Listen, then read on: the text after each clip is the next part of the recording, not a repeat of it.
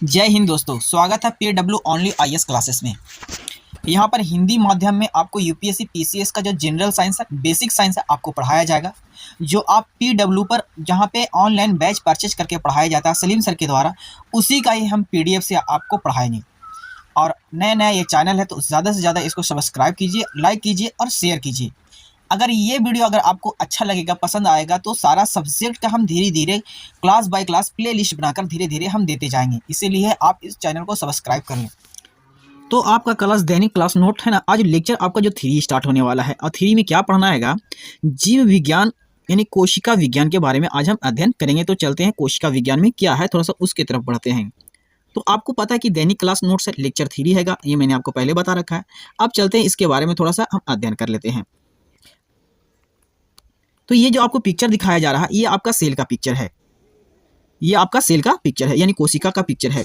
ये इसी कोशिकाओं में आपको माइटोकॉन्ड्रिया और विभिन्न तरह के आपको कोशिकांग पाए जाएंगे। सारे के बारे में डीपली से आपको इसके में चर्चा करके बताया जाएगा। ये लाइसोसोम के बारे में तो पहले देखेंगे, है ना। लाइसोसोम होता क्या है उसके बारे में थोड़ा सा चर्चा कर लेते हैं। तो थोड़ा सा ध्यान दीजिएगा कि लाइसोसोम एक ऐसा कोशिकांग है। लाइसोसोम क्या है? कोशिकांग है जो मुख्य रूप से जंतु कोशिकाओं में पाया जाता है। पूछिएगा कि लाइसोसोम पादप में पाया जाता है या जंतु में, तो देखिए यहाँ पे जंतु में पाया जाता है।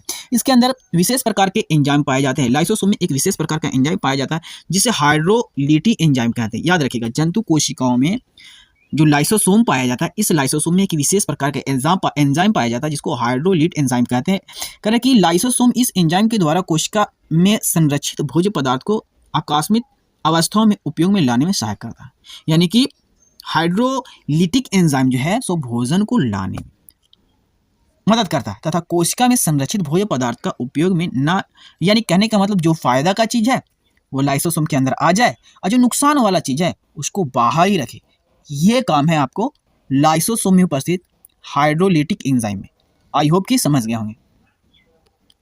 आगे क्या बता रहा है, बहुत इंपॉर्टेंट है। जो लाइसोसोम कह रहा कि भूखमरी की अवस्था में अथवा कोशिका में अपने जीवन काल में पूर्ण करने की अवस्था में लाइसोसोम अपने एंजाइम के द्वारा अपनी ही कोशिका को नष्ट कर देता है, जिससे कोशिका की मृत्यु हो जाती है। इस प्रक्रिया संभवतः ऑटोफैगी कहलाती है। यानी कि कहने का मतलब है लाइसोसोम भूखमरी की अवस्था में कोशिका को खाने लगती है और कोशिकाओं को खाते हैं तो इसको ऑटोफैगी कहते हैं। इसी कारण से लाइसोसोम को आत्महत्या की थैली कहा जाता है। आई होप कि समझ गए हम कि आत्महत्या की थैली कोशिका को क्यों कहा जाता है। लाइसोसोम स्वभक्षण की प्रक्रिया द्वारा भविष्य में कैंसर कोशिकाओं को नष्ट करने या कैंसर के इलाज की संभावना है। इस प्रक्रिया की खोज के लिए चिकित्सक के क्षेत्र में योशिनोरी ओसुमी 2016 के नोबेल सम्मानित किया था। यानी कि ये जो जापान के वैज्ञानिक थे, इन्होंने ये बताया था कि जो इंसान भूखा रहता है उसको कैंसर होने की संभावना क्या है। जैसे कि फास्टिंग करता है, जैसे रमजान हो गया या छठ हो गया, इसमें फास्टिंग होता है, तो उसमें क्या होता है कि कोशिकाओं को खाता है, खराब कोशिकाओं को खा जाता है, जिससे कैंसर होने की संभावना कम रहती है। उसके लिए नोबेल पुरस्कार से सम्मानित किया गया था योशिनोरो ओसुमी को। अब क्या करें, अनुवांशिक रोग के कारण भी लाइसोसोम को संरक्षित भोज्य पदार्थ को उपयोग करने व कोशिकाओं से अवशिष्ट पदार्थ को बाहर निकालने में असमर्थ होते हैं, जिससे शरीर में विभिन्न प्रकार की बीमारियां हो जाती है। कहना कि लाइसोसोम स्टोरेजन डिजीज या लाइसोसोम संग्रहक रोग कहा जाता है ऐसी बीमारी को, जो लाइसोसोम जो भोज्य पदार्थ को अगर नहीं निकाल पाती है तो अवशिष्ट पदार्थ को, एक ये दुर्लभ बीमारी है। आई होप कि ये चीज़ समझ गए होंगे। और आप नए हैं तो चैनल को जरूर सब्सक्राइब करें। इसमें पॉलिटी, हिस्ट्री और करंट अफेयर का जब भी डालेंगे जब आप कमेंट में हमें बताइएगा कि ये वीडियो कैसा लगा और आपको PDF के लिए। Thank you for watching my video. फिर मिलते हैं अगले लेक्चर में।